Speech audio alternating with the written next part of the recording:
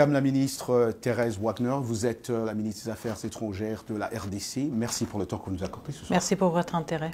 Alors, pouvez-vous confirmer à nos téléspectateurs, Madame la ministre, si les rebelles du M23 ont pris le contrôle total de Goma? Avez-vous une estimation aussi, pour ajouter juste à cette question-là, de nombre de morts? Alors, je voudrais tout d'abord préciser une chose. Quand nous parlons de la situation qui prévaut dans la ville de Goma, chef-lieu du territoire du Nord Kivu, il ne s'agit pas d'une présence des rebelles du M23, il s'agit d'une occupation des forces armées rwandaises sur un territoire souverain de la République démocratique du Congo. Et en effet, nous avons constaté ces derniers jours que cette emprise s'était confirmée sur une large partie de la ville de Goma. En ce qui concerne le nombre de morts que nous déplorons, vous allez comprendre qu'avec la volatilité du contexte, il a été très difficile de chiffrer cela. Nous sommes dans le regret de constater quand même que nous parlons, quand il s'agit des morts, de milliers de morts. Certes, l'accès à la presse, l'accès aussi aux autorités a été justement limité et mis à l'épreuve parce qu'on se retrouvait dans un contexte de combat actif dans beaucoup de zones et de combat dans un contexte urbain, ce qui a rendu le travail extrêmement difficile, aussi aux humanitaires, aussi aux soldats de la paix, et donc qui veut dire que maintenant nous sommes peut-être dans un contexte qui va peut-être nous permettre de mieux constater le dégât quand même effroyable de cette attaque du Rwanda sur la République démocratique du Congo et sur les populations civiles congolaises et les casques bleus des Nations Unies et les soldats de la paix de la SADC. Et donc jusque-là, on n'a pas un certain nombre total de morts? Nous espérons justement avoir une meilleure visibilité. Vous comprenez qu'il est très difficile aussi d'établir cela quand le contexte qui prévaut est aussi dominé justement par la présence du M23 et des RDF qui essayent justement de se positionner comme une force qui n'aurait pas causé de dégâts. Donc c'est un peu la situation complexe à laquelle nous faisons face. Nous sommes conscients du fait qu'il y a des efforts consentis par les forces armées rwandaises et par le M23 de masquer et de cacher l'envergure de la brutalité avec laquelle ils ont assiégé la ville de Goma.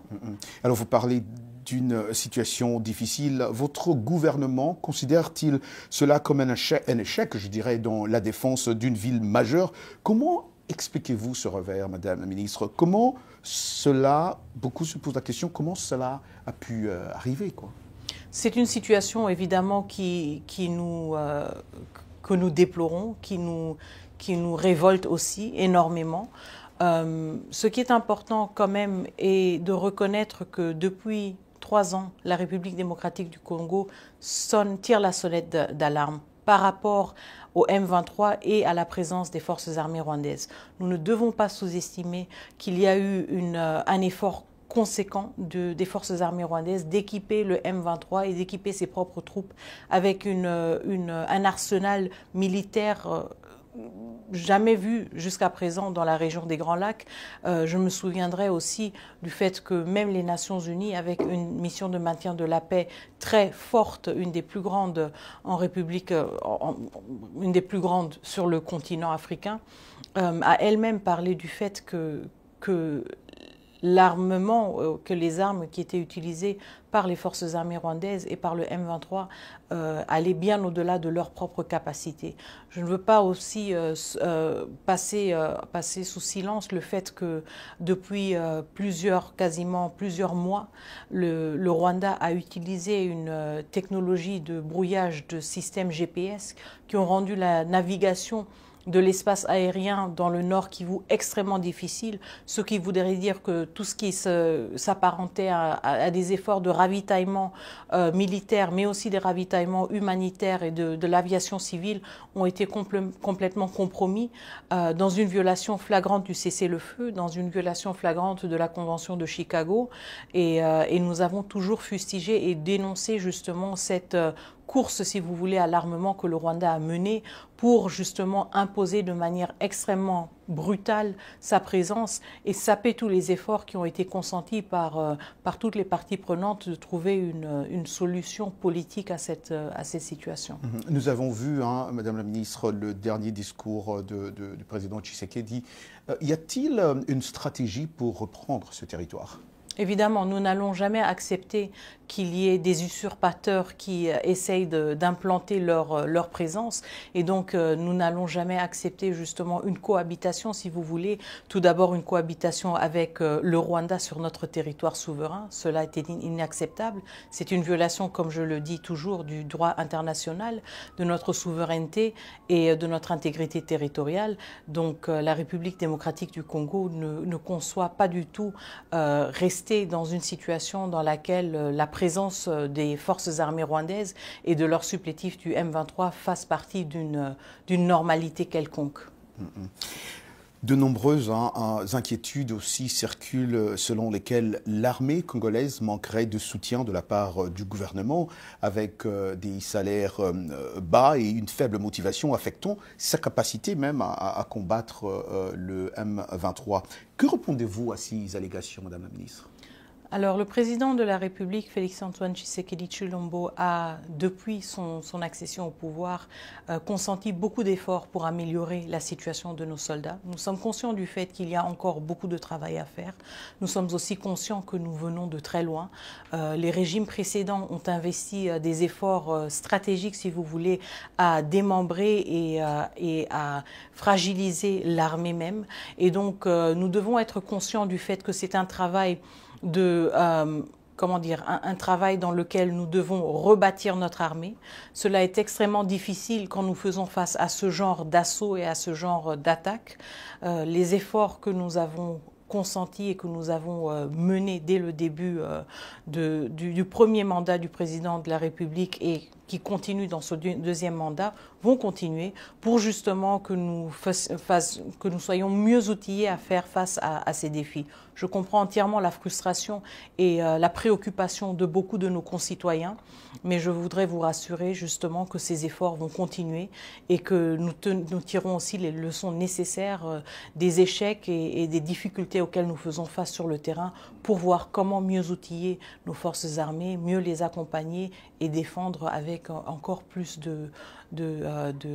d'efficacité notre territoire souverain. Alors, Madame la Ministre, on parle des Roumains. Votre gouvernement a-t-il engagé des mercenaires pour renforcer ses efforts de contrôle de cette région ? Il s'agissait plutôt d'un effort, justement, de renforcer les capacités de nos forces armées à travers des formateurs qui ont été recrutés à l'extérieur du pays. Donc, ces efforts-là étaient plutôt consentis dans une logique de renforcer les capacités des forces armées de la République démocratique du Congo. Okay. Parlons un peu dernièrement, on a vu que le président Tshisekedi a refusé de rencontrer les dirigeants régionaux pour négocier une solution au conflit. Pourquoi ? Alors, je voudrais clarifier une chose. Quand on parle d'initiative régionale, je voudrais rappeler qu'il y a une initiative régionale qui a été mandatée par l'Union africaine, l'organisation continentale, qui nous réunit tous, pays de l'Afrique, et c'est le processus de Luanda. Le processus de Luanda est le seul et l'unique cadre à travers lequel cette solution, cette résolution du conflit tant espérée par une voie politique, c'est le seul cadre justement dans lequel ces discussions-là devraient avoir lieu.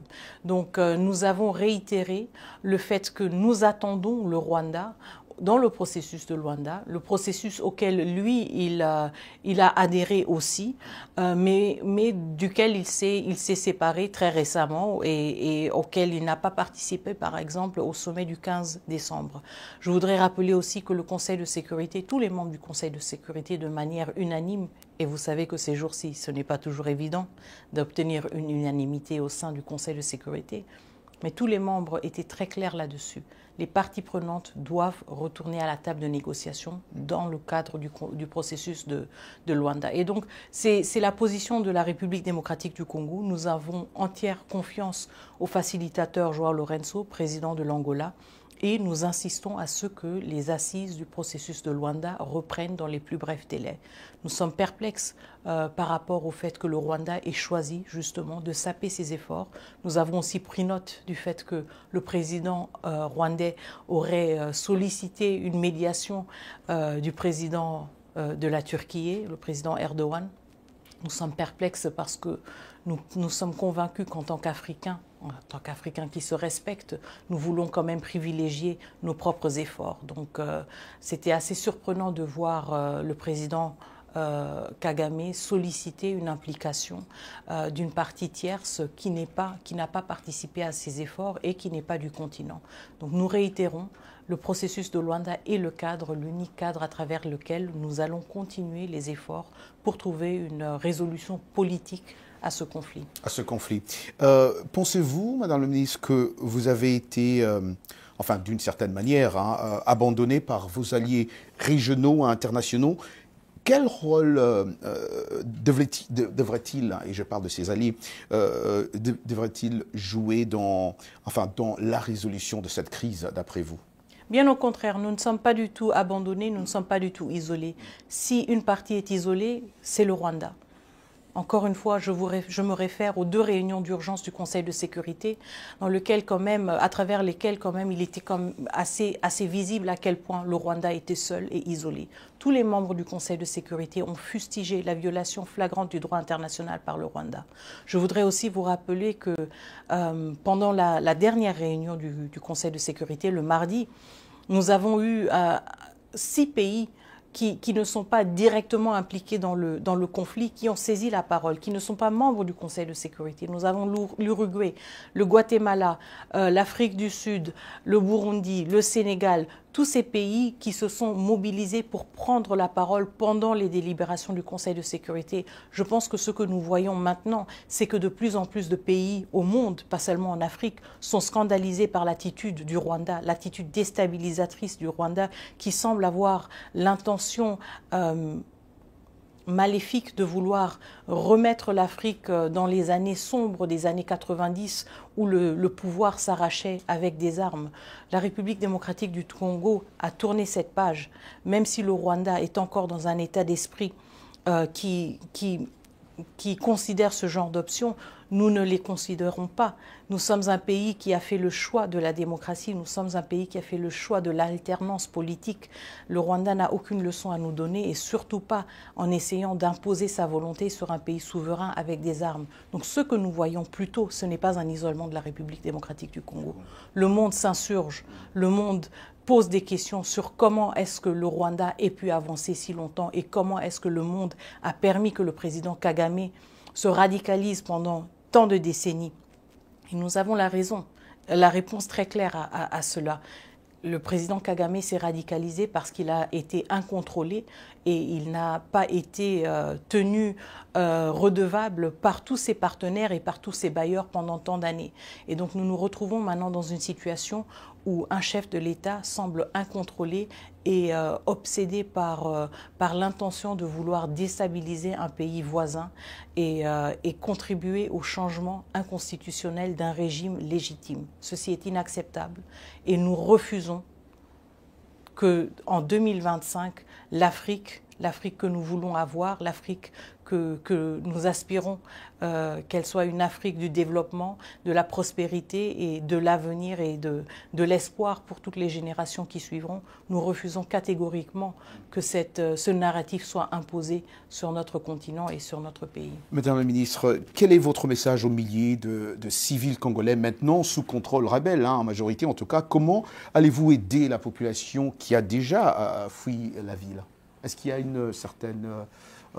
il y a des suivis sur ça, c'est ceux qui sont partis, ceux qui ne sont plus dans le territoire? Alors mon message tout d'abord, c'est qu'ils ne sont pas seuls, ils ne sont pas abandonnés, ils sont la raison pour laquelle chaque matin, tout le monde se lève à Kinshasa, tout le monde se lève à la diaspora. Mon message, c'est que nous sommes de tout cœur avec nos compatriotes à l'est de la République démocratique du Congo, en particulier au Nord Kivu. Mon message est que les efforts que nous fournissons se font sur plusieurs fronts. je suis à la tête du front diplomatique et nous menons des efforts inlassables. Nous allons tenir toutes les parties prenantes redevables. Nous allons nous assurer qu'il y a une pleine transparence sur ceux qui ont parlé et ceux qui n'ont pas parlé. Nous allons rappeler toutes les organisations de leurs aspirations, de leurs principes et de leurs obligations. Et justement tenir toutes les parties prenantes redevables pour le fait qu'ils aient laissé la situation se détériorer d'une telle manière pendant les dernières années, mais aussi les rappeler qu'ils ont une responsabilité et une opportunité de passer à l'action. De passer à l'action. Ma dernière question, Madame la Ministre, votre gouvernement a accusé à plusieurs reprises, on va vous entendre même parler aussi ce soir, le Rwanda de soutenir le M23, tandis que le président Paul Kagame nie toute implication, il continue à nier d'ailleurs. Quelles preuves concrètes avez-vous pour étayer vos accusations? Alors encore une fois, cela montre justement le fait que le Rwanda est isolé. Aujourd'hui, il n'y a que le Rwanda qui prétend ne pas être présent en République démocratique du Congo. Il y a 2 jours, au Conseil de sécurité, 15 membres du Conseil de sécurité ont dénoncé la présence du Rwanda. Il y a quelques semaines, le groupe d'experts des Nations Unies a publié un rapport accablant qui parle de plus de 4000 troupes rwandaises sur le territoire souverain de la République démocratique du Congo. Des troupes qui tuent, des troupes qui pillent nos ressources naturelles, parce que ce même rapport parle de 150 tonnes de coltan exploité et transféré vers le Rwanda de la République démocratique du Congo par les forces armées rwandaises et exporté sur les marchés internationaux sous l'étiquette du Rwanda. Donc, vous voyez qu'il y a des preuves accablantes. Même la presse qui est sur place à Goma peut vous dire et vous dit clairement qu'il y a des forces armées rwandaises présentes. Donc, nous voyons aussi que le Rwanda, encore une fois, dans son narratif illusoire, est complètement isolé. Le monde est conscient du fait qu'il s'agit maintenant d'un conflit armé entre 2 États et pas d'un conflit armé interne. Et c'est pour cela que notre plaidoyer pousse justement pour que les uns et les autres prennent leurs responsabilités, pour que ceux qui ont permis au président Kagame d'en arriver si loin le tiennent redevable, en coupant par exemple leur aide au Rwanda, en imposant des sanctions sur des individus qui, eux, directement font partie de la chaîne de commandement, et en suspendant ou en révoquant au Rwanda le statut de pays contributeur de troupes de maintien de la paix pour les missions et les opérations de paix des Nations Unies. Il est extrêmement important de souligner qu'en moins de 5 jours, les forces armées rwandaises présentes sur le territoire de la République démocratique du Congo ont tué 17 soldats de la paix, 17, un Uruguayen, un Malawite et 15 Sud-Africains. Le Rwanda est un des pays les plus grands contributeurs de troupes de maintien de la paix. Et donc nous sommes dans un contexte aussi où même cela doit être révoqué comme statut. Il est inacceptable qu'un pays qui contribue aux missions de maintien de la paix soit en même temps la cause de la mort de soldats de la paix. Excellence Thérèse Wagner, je rappelle que vous êtes ministre des Affaires étrangères de la RDC. Encore une fois, merci pour le temps que vous avez accordé.